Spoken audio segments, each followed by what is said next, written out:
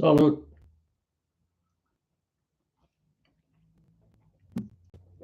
Welcome. I trust everyone had a good weekend. Beautiful day today. Only every day could be like this.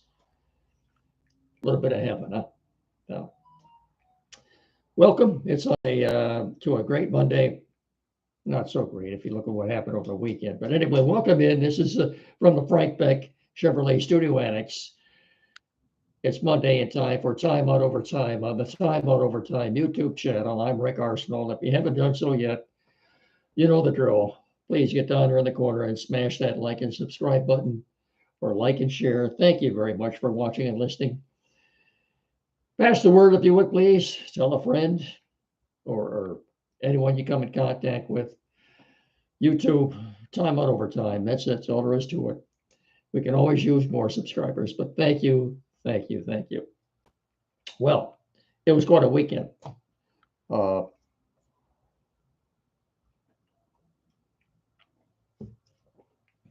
Pistons played yesterday. I think by now you know what transpired at the end of the game. You can do all the analyzing you want with what happened, what went on. What they have an 11-point lead with about 5 or 6 minutes left in the game. Basically, what it came down to was they were down 94-93 with 11 seconds left. They got the ball out of bounds.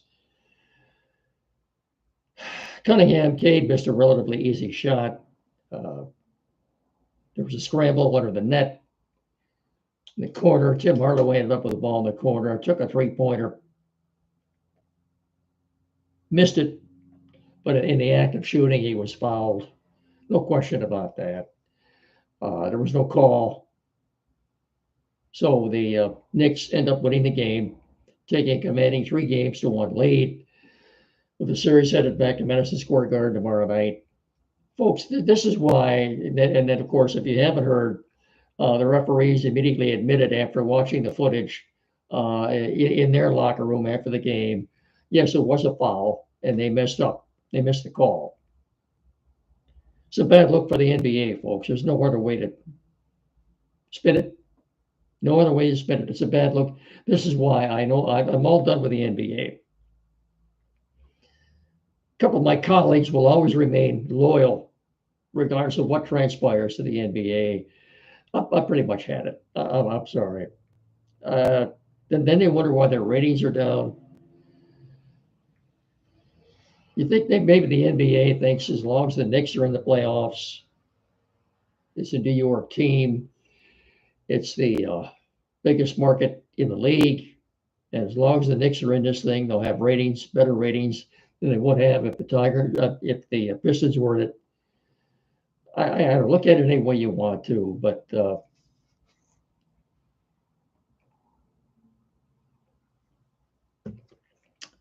I think everybody's to blame. I think the Pistons turned the ball over too much in the first half. At one point, they were trailing by 16 points. Obviously, they wanted a big run to erase that. Thinking about it too, though, I kind of blame Jamie Bickerstaff in a way too. I mean, why? Because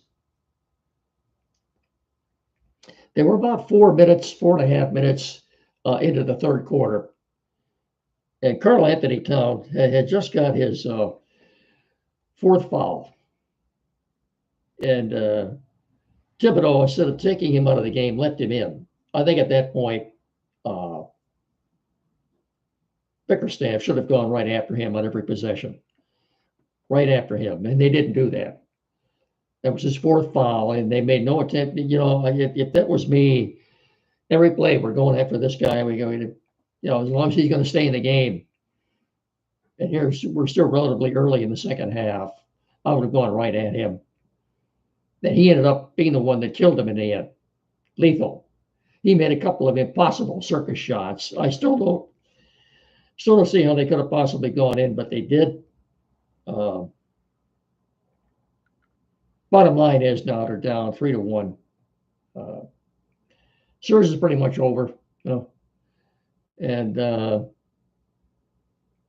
it's still been a long time since the Pistons have won a playoff game in downtown Detroit. You have to go back to April 26th of 1976 when Bob Lanier and the Pistons at Cobo Arena beat Rick Barry and the Golden State Warriors. Well, that was a long time ago. I was living in LA at the time. I remember watching the game on TV, but depressing, disheartening as it will, but it's a bad look for the NBA. I'm sorry. I'm all done with them. They can take their ball and their game and Adam Silver, put it where the sun don't shine anymore. I don't care. I'm sorry. All done with the NBA. That's it. I really don't care what happens from here on in. If Pistons win another game or two, maybe even come back, take it to 7 games, I don't care. I've lost all interest. Sorry. Like I said, I've got colleagues that I work with that no matter what transpires, they're going to always remain loyal to the Pistons in the NBA, but not me. So, okay, we'll spend the rest of the time talking about the Lions and the Tigers. I think let's do this first for Tim Lindley at Quality PC in downtown Hillsdale. 37 Walton Street, directly across from Fat Jack's Automotive, a couple hundred feet west of Howell Street. For any technical issues you may have at all, this is the only people you want to see. Tim Lindley, Lendlay, or one of his very capable assistants, willing to take on any issue you might have. This is the only place to go in our area for technical needs, right here. This is the only place to go. 517-610-5372. Whatever the crisis or issue may be. Printers, new or used, computers, new or used. Maybe the computer you have now needs a little work done on it. Flat screen TV, mounting, programming setup. Maybe you're changing internet providers. You need that installed. Like I said, printers, anything at all. Get in there and see these people. There are no more knowledgeable people in our area when it comes to technical services than these people at Quality PC, downtown Hillsdale, 37 Walton Street, 517-610-5372. Get in there and see them. And when you do, tell them Mickey and me sent you. Will you please? Thank you very much. NFL draft is over with. If you haven't heard by now, I think, look, the Lions' offensive line, as I've told somebody today, well, when you've got $50 million a year invested in your quarterback, he's not very mobile. You gotta have his back, and I think that's what Brad Holmes attempted to do in this draft. So in the second round, he took Tate Ratledge, 6'6", 325 guard out of Georgia. And then in the fifth round, he took Miles Frazier, another 6'6", 325 guard out of LSU. That offensive line just got a lot younger. It's possible, folks, it's quite possible, but both these guys could start at guard this fall for the Lions. Very possible. We'll see what transpires in camp and in the preseason. By the way, camp is opening a week earlier this year than it normally would because they're playing in the Hall of Fame game on July 21st. So Lions training camp in Allen Park opens on July 20th. I think the rookies report a few days earlier than the rest of the squad, but July 20th, Lion training camp opens in Allen Park. If you want to look at the rest of the draft, they finally got an edge in the sixth round out of Boise State. Ahmad Hassanin, I believe he pronounces his name. Great interview immediately after he was drafted. This kid's full of energy. I'm anxious to see him play. He had a good year at Boise State. Hang on.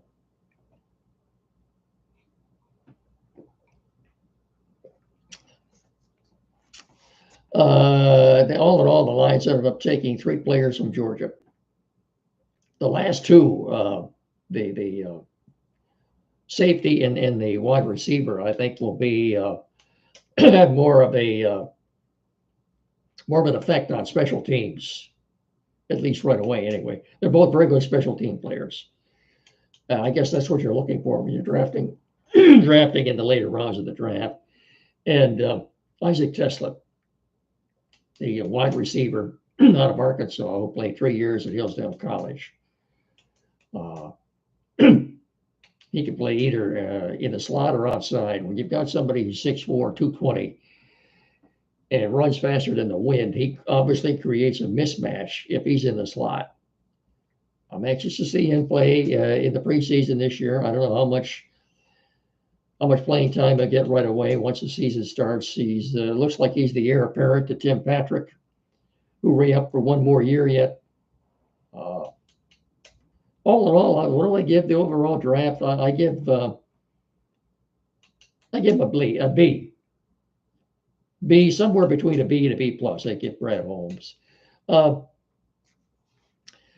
was a fellow on the flagship yesterday. 97 won the ticket. I'm not going to tell you his name. He came on the air after the Tiger game yesterday afternoon. And he was very critical of Brad Holmes. Called him a liar. He said he in last week's pre-draft press conference, he was going to take the best player available. And when he moved up 70 spots to get Isaac Tesla, he didn't do that because Giat Campbell, the linebacker out of Alabama, was still there. The Eagles traded up one spot with the Chiefs to take him. Mike Green, the edge rusher, they didn't take him either. He ended up going to the Ravens. So the press was very snarly toward him, I thought. But one guy on the ticket said this morning he resented the fact that Brad Holmes was talking down to the press, the people in the media. This, if I was Brad Holmes, I don't know, and I had his job. I don't know how he could take all the criticism that he takes from the media without really getting upset and losing his temper. I really don't. Anyway, what this guy on the radio was doing yesterday, on 97 won the ticket, he was going down all the draft choices that they had made, beginning with Williams, the defensive tackle out of Ohio State, Tyleik Williams. He took him,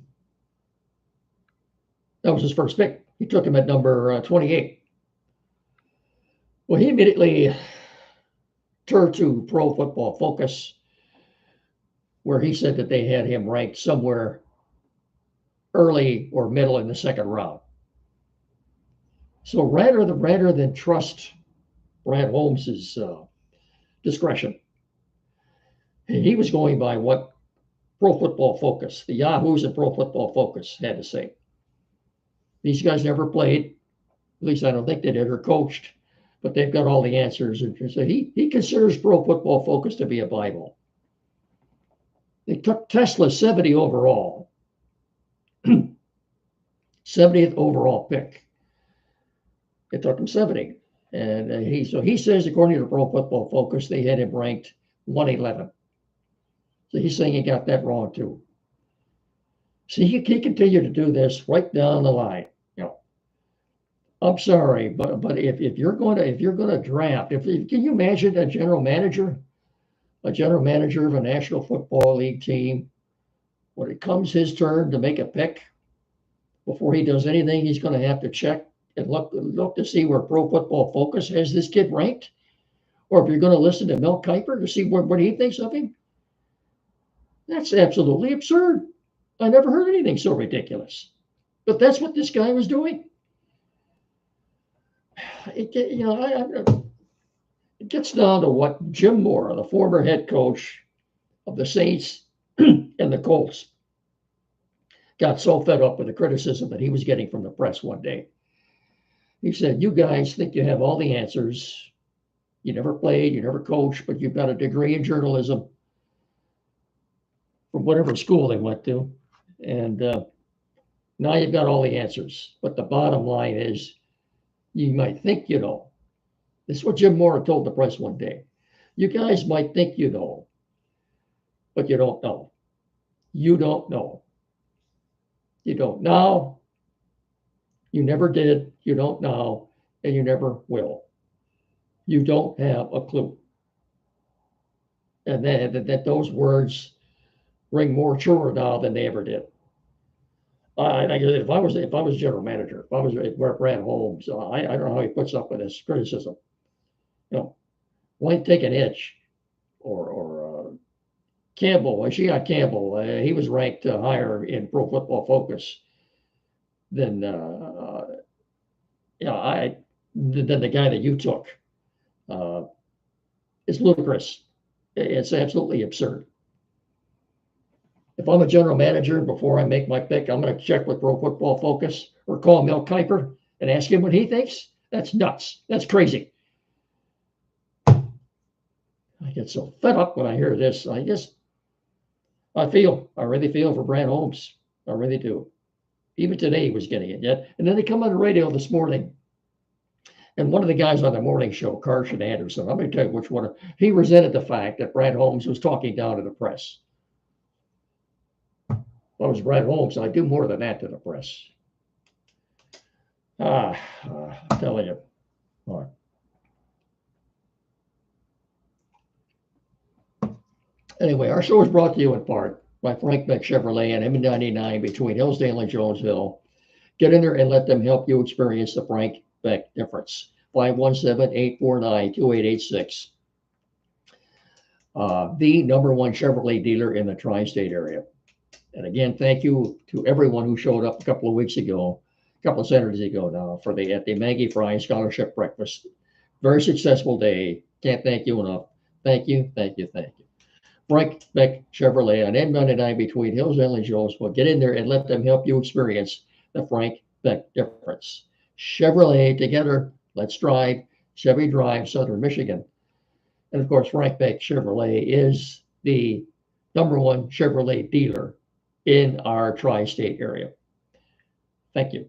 We're also brought to you in part by Barrett Insurance. It's barrettins.com, protecting your dreams on the corner of M99 and US 12 in Jonesville. 517-849-1000. Barrett Insurance. barrettins.com on the corner of M99 and US 12 in Jonesville. Barrett Insurance, protecting your dreams. Baseball, the Tigers with the at 18-10 now, best record in the American League. I'll get into the NBC's power rankings here in just a second. They just came out a couple of hours ago. Oh, by the way, one last thing on the lines. If you haven't heard, the Commissioner Roger Goodell made the announcement when he was at Green Bay. The Thanksgiving game, which has always been at 12:30 at Ford Field, has now been changed to 1 o'clock. I don't know why they didn't do this a long time ago. I honestly don't. Anyway, and I think this will work out better. So just remember now that Thanksgiving Day, from here on in, instead of being at 12:30 at Ford Field, is now at 1 o'clock. Also, the announcement was made that the NFL schedule will be out Wednesday night, May the 14th on the NFL Network. Is that Wednesday or Thursday? And I haven't even looked at the game. Anyway, the date, May the 14th at 8 o'clock on the NFL Network. The NFL schedule will be released. Word is the Lions not only will be playing on Thanksgiving Day this year, but Christmas Day as well. Well, we'll find out too. Also, that they'll start the season on Thursday night, September the 4th, playing the Eagles at Lincoln Financial Field. Well, that's been rumored. We'll find out a couple of weeks yet, though. So just remember then, May the 14th at 8 o'clock on the NFL Network. That's when the schedule gets released. Tigers just completed successful 10-game homestand that saw them go 8-2. Now they're 18-10, best record in the American League. Now they started a week earlier this year in March. 1984 Tigers on May the 1st in 1984 were 18-2. But they didn't start the season until maybe the second week in April that year. So obviously the Tigers got a head start on that. But if they win tonight, win one of the next two nights, they'll set a team record for most wins by May the 1st.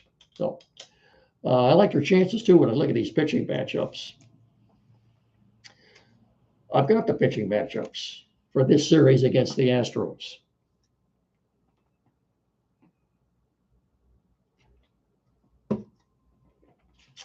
Tonight, Jack Flaherty pitching for the Tigers. He's 1-2 with an ERA of 2.63. He'll be opposed by Ronel Blanco of the Astros. He's 2-2 with an ERA of 5.01. Tomorrow night, Reese Olson, 3-1 with an ERA of 3.29, will be opposed by Ryan Gosto. He got pretty good numbers. He's 3-1 with an ERA of 2.78. And then with the final game of the series on Wednesday afternoon, Jackson Joe for the Tigers. He's 2-0 with an ERA of 2.70. And he will be opposed by good old TBD, to be determined. The Astros don't know who's pitching Wednesday afternoon yet. How about that? Starting lineups for tonight.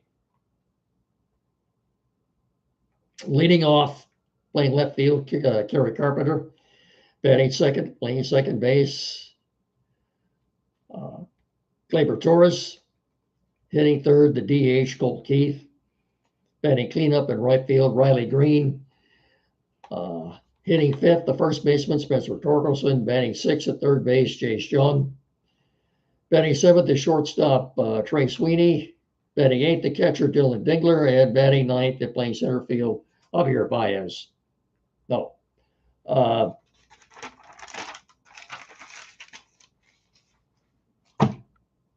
Player of the month in April. Can it be Spencer Torkelson? We'll find out in a couple of days, but you gotta like what Javi Baez is doing. Maybe the hip surgery was the cure-all. I don't know. He's batting .301 now. He had a 3-hit game on Saturday and another 2-hit game yesterday. He looks like a natural in center field, which begs the question too. What are they going to do? Apparently, Matt Vierling is close to coming back. Who's going to be the odd man out? Well, right now it looks like Colt Keith. If Vierling comes back, somebody's going to have to go.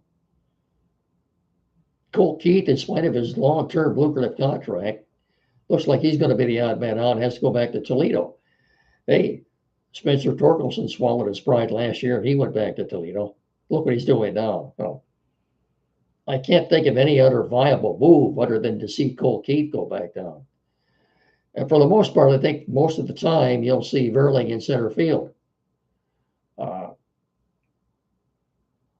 think you may see a platoon at shortstop when Vierling does come back with Sweeney and Baez. We'll see. He can still play third base too. If there's a tough left-hander going, they want to sit Jace Jung. I think you'll see most days. I think you'll see Baez at third base. The guy's a good athlete, no question about it. He plays third base very well. He can play center field. I'm happy for him. He's taken a lot of criticism since he's been here, but is it too early yet to pass judgment on him? Maybe. I don't know. Before we leave, let me give you these latest NBC power rankings. I'll just give you the top 10. The Mets ranked number 1 right now. Dodgers number 2. Giants 3. Padres 4. Tigers 5th. That's up 3 spots from 8. They're the highest ranked American League team right now. The Yankees are 6. Cubs are 7. The Mariners are 8. Guardians are 9. And the Rangers are 10th. That's in the power rankings. So, Tigers beginning a 3-city, 10-game road trip tonight. It's their longest road trip of the year. It's their only 3-city road trip of the year. From here on in, any road trip is just 2 cities. So, get this out of the way. They've got 3 in Houston, 3 in Anaheim this weekend, so they have no days off this week. And then they'll take Monday off next week and have 3 more in Denver before coming back home to play Texas and Boston. I got you caught up on the schedule for a while. That's going to do it. Enjoy the great weather. Let's hope it stays like this now for a while anyway. I will talk to you all again on Wednesday. Of course, don't forget every Saturday, here locally from 9 to 10. WCSR 92.1 FM with Andy and Jed. Andy will be gone this week, so the great Rob Weber will be there steering the ship. Be great to have Rob back. So until Wednesday, I will bid you all a very pleasant good evening. Thanks so much for watching and listening. Remember, please treat each other with respect. Have a good rest of your evening. So until Wednesday, I will say again, thank you for listening. Have a good evening, and so long, everybody.